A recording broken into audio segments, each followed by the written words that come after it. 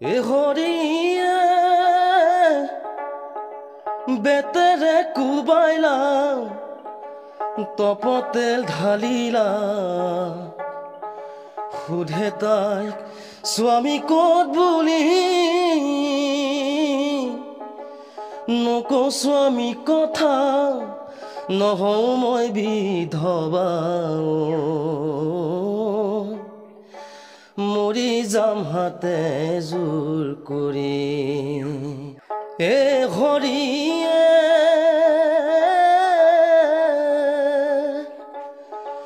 হালুৱাই নিচিনা হালৰ বুঢ়া গৰু ৰান্ধনীয়ে নিচিনে চৰু পাতিৰে তিৰোতাই স্বামীক নিচিনা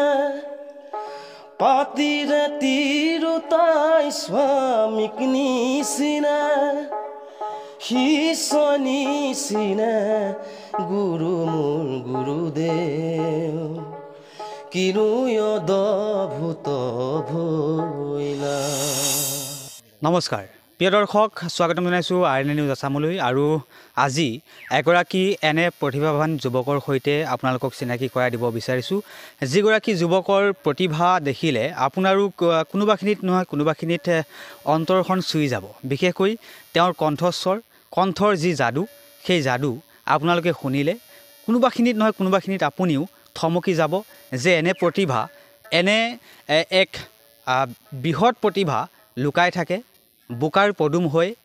গাঁৱৰ ভিতৰত। আৰু সেই গাঁৱলৈ মই বৰ্তমান উপস্থিত হৈছোঁহি। সেই এখন গাঁও, যিখন গাঁও হৈছে মৰিগাঁও জিলাৰ চৰাইবাহী। আৰু চৰাইবাহীৰ হীৰক বৰদলৈ নামৰ এগৰাকী যুৱকৰ ওচৰলৈ আহিছোঁ। মই তেওঁৰ ওচৰলৈ আহিছোঁ। ইতিমধ্যেই তেওঁৰ সৈতে মই কথা পাতিবলৈ যত্ন কৰিম। আপোনাক প্ৰথমতেই স্বাগতম জনাইছোঁ। অকণমান আগুৱাই আহক। কেনেকুৱা খবৰ খাতি? খবৰ খাতি বৰ্তমান ঠিকে আছে। দিয়ক। নীৰৱে সাধনা কৰি গৈছে আপুনি সংগীতৰ। আপোনাৰ সংগীতৰ ভিডিঅ' বৰ্তমান সময়ছোৱাত ভাইৰেল হৈ আছে সামাজিক মাধ্যমত। প্ৰথমতেই প্ৰতিক্ৰিয়া কি হ'ব আপোনাৰ? ভাল লাগিছে আৰু ৰাইজৰ সহযোগিতা পাইছোঁ, মৰম চেনেহ পাইছোঁ। সেইখিনি আৰু এনেকৈ মানে কৰি থাকিবলৈ মন যায়। আৰু আগৰ পৰাই এইখিনি কৰি আছিলোঁ, আৰু এতিয়া ভিডিঅ'ৰ যোগেদি মই মানে আপোনালোকে প্ৰচাৰ কৰি দিছে বুলি ক'ব লাগিব। সেইখিনিয়ে আৰু এগৰাকী হৈছে হীৰক বৰদলৈ। আৰু হীৰক বৰদলৈ তেওঁ আচলতে নীৰৱে সাধনা কৰি গৈছে সংগীতৰ। আৰু সুদীৰ্ঘ বহু বছৰৰ পৰা তেওঁ নীৰৱেই অকলশৰে লোকগীত জুৰে। তাৰ সমান্তৰালকৈ ওচৰে পাঁজৰে যিসমূহ আচলতে অনুষ্ঠান প্ৰতিষ্ঠান, সেই অনুষ্ঠান প্ৰতিষ্ঠানত আপুনি গীত পৰিৱেশন কৰে। প্ৰথমতেই ৰাইজৰ বাবে কি শুনাব বিচাৰিব আজি? এটা লোকগীত। এ হৰিয়ে বেতেৰে কুবাইলা তপতেল ঢালিলা সুধে তাইক স্বামী ক'ত বুলি নকওঁ স্বামী কথা নহওঁ মই বিধৱা মৰি যাম হাতে জোৰ কৰি জেৰেঙা পথাৰত কান্দে জয়মতী হা প্ৰাণৰ স্বামী বুলি আশীৰ্বাদৰ কৰা দূৰণিৰে পৰা মৰি যাম হাতে জোৰ কৰি। নিশ্চয় এয়া হৈছে হীৰক বৰদলৈ, যিগৰাকীৰ কণ্ঠৰ যাদু আচলতে আপোনালোকে ইতিমধ্যে শুনিবলৈ পাইছে। তেখেতে যিসমূহ আচলতে হেৰাই যাবলৈ ধৰা লোকগীত, যিসমূহ আচলতে সেইসমূহ লোকগীতৰ চৰ্চা কৰে। বিশেষকৈ অতি আপোনাৰ মুখত জনপ্ৰিয় হৈছে বৰ্তমান সময়ছোৱাত, ভিডিঅ' ভাইৰেল হৈছে লোকগীতেই। তাৰ উপৰিও আপুনি বেলেগ আধুনিক গীত বা তেনেধৰণৰ গীত পৰিৱেশন কৰে নেকি? আছে তেনেকুৱা আধুনিক গীতো কেতিয়াবা এইবিলাকো পৰিৱেশন কৰোঁ। ও গানেতি গুৱানা ও মা হাত বুলাই দিয়া না ও মা মই শুব পৰা নাই অ' মা বুকুখন বিষাইছে মা গান এটি গোৱা না অ' মা হাত বুলাই দিয়া না অ' মা নিশ্চয় আচলতে এই সময়ত প্ৰশ্ন হৈছে যে সামাজিক মাধ্যমত হওক বা বিভিন্ন ক্ষেত্ৰখনত ভাইৰেল হ'ব লাগে কি আৰু বৰ্তমান হৈ আছে কি এনে এটা যাদুকৰী কণ্ঠ লুকাই আছে গাঁৱৰ মাজত আৰু এই যাদুকৰী কণ্ঠ এক প্ৰকাৰ বোকাৰ পদুম পুনৰ এটি আমি লোকগীতৰ মাজলৈ যাব বিচাৰিছোঁ এইবাৰ এটা লোকগীত পুনৰ অ' শিৱ শংকৰ শিৰে জটাধাৰ গংগাৰ বসতিৰ মাথে কণ্ঠে হলা হল কংকালে বাঘৰ ছাল ভস্মখানে সৰ্বগাতে ভস্মখানে সৰ্বগাতে সুধিব বিচাৰিম আপুনি এই যি গান গোৱাৰ উপৰিও আন কিহত আপুনি কি কৰে বৰ্তমান মই এতিয়া কৰ্মময় জীৱন আৰু মই কি কাম কৰে পেইণ্টিং কাম কৰোঁ পেইণ্টিং মই সেইটো কামতে মই মানে জীৱিকা নিৰ্বাহ আৰু মই সেইটোতে মানে বেছি ব্যস্ততা থাকিব লাগে আৰু তাৰ মাজতো অলপ এইখিনি পৰিয়াল ঘৰ মোৰ ঘৰ চৰাইবাহী মোৰ ডিটেইলছটো মোৰ হ'ল চৰাইবাহী বৰিগাঁও মোৰ মা দেউতা আছে ভণ্টি আছে বাইদেউ আছে নিশ্চয় তেনেকুৱাই আৰু ইতিমধ্যে মই ক'ম যে আনৰ ঘৰত যিসমূহ যাৰ পৰশত যাৰ হাতৰ পৰশত জিলিকি উঠে আৰু সেই ঠিক তেনেদৰেই এওঁৰ কণ্ঠ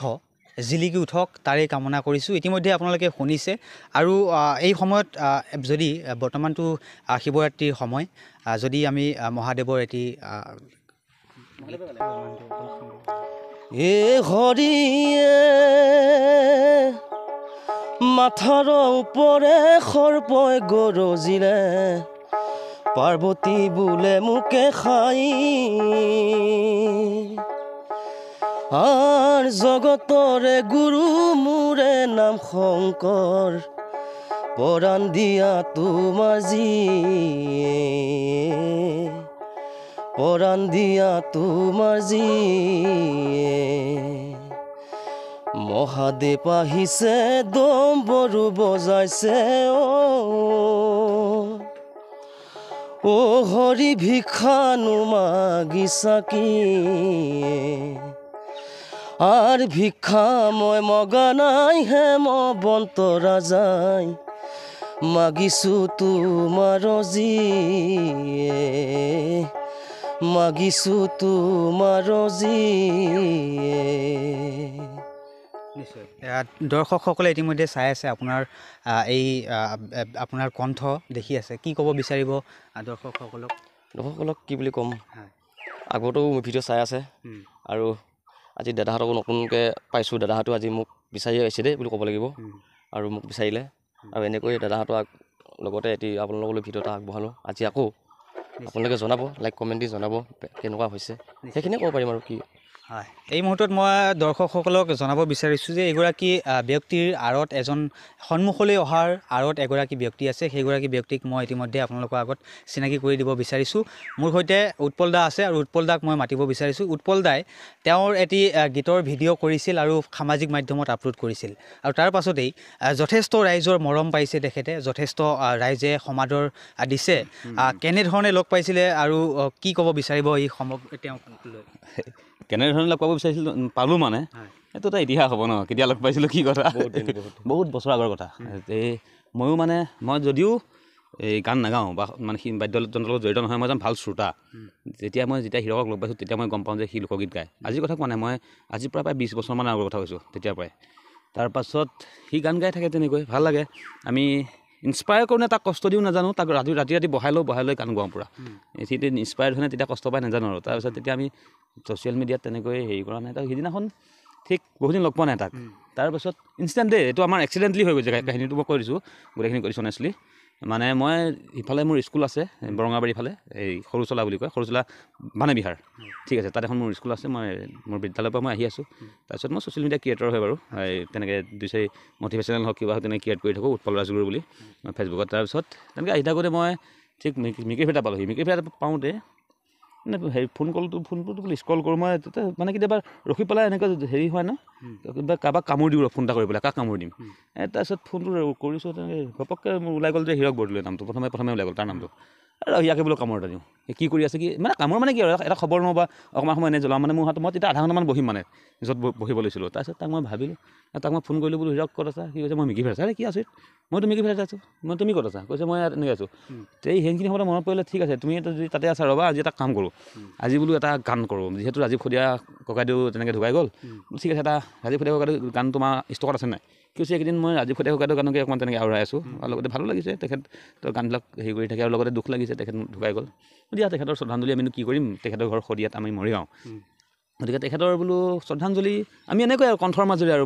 মই শুনিম তুমি গাবা এনেকৈ আমি শ্ৰদ্ধাঞ্জলি জনাম আৰু মানে ধূপবন্তি লৈ মানে জনাব নোৱাৰিলোঁ বা তেখেতৰ ডাঙৰ ফটো লৈ জনাব নোৱাৰিলোঁ তেনেকৈ সেইভাগে সি গালে তাৰপিছত গোৱাৰ পাছত সমাদৰ পালোঁ তাৰপিছত সমাদৰ মানে সি পাইছে আৰু তাৰপাছত হ'ল তাৰপাছত যেতিয়া ৰাইজৰ আগ্ৰহ দেখিলোঁ বোলো নাই ইয়াৰ যিটো টেলেণ্ট আচল টেলেণ্টটো সি লোকগীতৰ তাৰ জনাৰটো হ'ল লোকগীত প্ৰত্যেকজন ছিংগাৰে এটা জনাৰ থাকে তুমি জানে হয় তাৰ জনাৰটো লোকগীতৰ আৰু তাৰ কণ্ঠত লোকগীতখিনি চাগে ৰাইজে ভাল পাইছে সেইটো বঢ়িয়া লাগে গানটো এ হৰিয়ে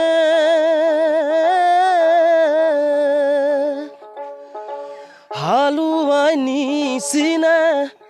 হালৰ বুঢ়া গৰু ৰান্ধনীয়ে নিচিনে চৰু পাতিৰে তিৰোতাই স্বামীক নিচিনা পাতিৰে তিৰোতাই স্বামীক নিচিনা শিষ্য নিচিনা গুৰু মোৰ গুৰুদেৱ কিনো অদ্ভুত ভৈলা নিশ্চয় এয়া হৈছে এগৰাকী প্ৰতিভাৱান যুৱক হীৰক আৰু তেওঁক আপোনালোকৰ মৰমৰ প্ৰয়োজন তেওঁক অলপ সহায়ৰ প্ৰয়োজন সহায় এইবাবেই তেখেতক এখন মঞ্চ দিয়াৰ হয়তো আমি বোধ কৰোঁ এখন প্ৰয়োজন নে কি কয় উৎপলদা তেখেতে এখন মঞ্চ পোৱাৰ যোগ্যটো দেৰি হৈছে বাৰু চাবলৈ গ'লে দেৰি হৈছে কিন্তু মৰম দিয়াক চাই আমি নকওঁ যে তেখেত বেষ্ট নহয় জাজমেণ্ট ৰাইজে দিব আমাৰ আমি জাজমেণ্ট দিব নোৱাৰোঁ আমি জাজমেণ্ট দিব পৰাকৈ আমাৰ অধিকাৰ নাই কিন্তু জাজমেণ্ট ৰাইজে দিব বা জাজমেণ্ট বিশাৰদে দিব কিন্তু কথা হ'ল কি আমাৰ এটা দায়িত্ব থাকে যে ভাল লাগিছে গতিকে উলিয়াই লৈ যাওঁ কাৰণ বৰ্তমান সময়ত ভাইৰেল হ'ব লাগে কি আৰু হৈ আছে কি চোৱাচোন কোনো কোৱালিটি নাইকিয়া বস্তু কিছুমান সময়ত ভাইৰেল হৈ আছে বাট নকওঁ বাৰু এতিয়া ছ'চিয়েল মিডিয়াত কিছুমান চব কথা ক'ব নোৱাৰি তথাপিও ভাইৰেল ৰাইজে বুজি পাইছে ভাইৰেল হ'ব লাগে কি আৰু হৈছে কি কিন্তু সেইটো আমাৰ মিছকনচেপ্ট কিন্তু দেই ভাইৰেল এওঁলোকো হ'ব উলিয়াই আনিব লাগিব এই মুহূৰ্তত আপোনালোকক কওঁ যে যদি এওঁক আচলতে আপোনালোকৰ ওচৰৰ যিসমূহ অনুষ্ঠান প্ৰতিষ্ঠান তাত যদি আপোনালোকে বিচাৰে তেনেহ'লে তলত আমি নম্বৰটো দিছোঁ সেই নম্বৰত যোগাযোগ কৰিব পাৰিব আৰু এনেধৰণৰ প্ৰতিভাসমূহ বিচৰাৰ আমাৰ যি যাত্ৰা সেয়া যাত্ৰা অব্যাহত থাকিব গতিকে শেষত আপুনি কি ক'ব বিচাৰিব ৰাইজলৈ অশেষ ধন্যবাদ দিছোঁ মোৰ ফালৰ পৰা গতিকে প্ৰিয় দৰ্শক এগৰাকী আছিল হীৰক আৰু তেওঁৰ সৈতে গান শুনিলোঁ কথা পাতিলোঁ খুব ভাল লাগিলে যদি ভিডিঅ'টো ভাল লাগিল তেনেহ'লে একোটাকৈ শ্বেয়াৰ কৰি দিব আৰু লগতে চেনেলটো যদি বৰ্তমানলৈ ছাবস্ক্ৰাইব কৰা নাই তেনেহ'লে কৰি ল'ব ধন্যবাদ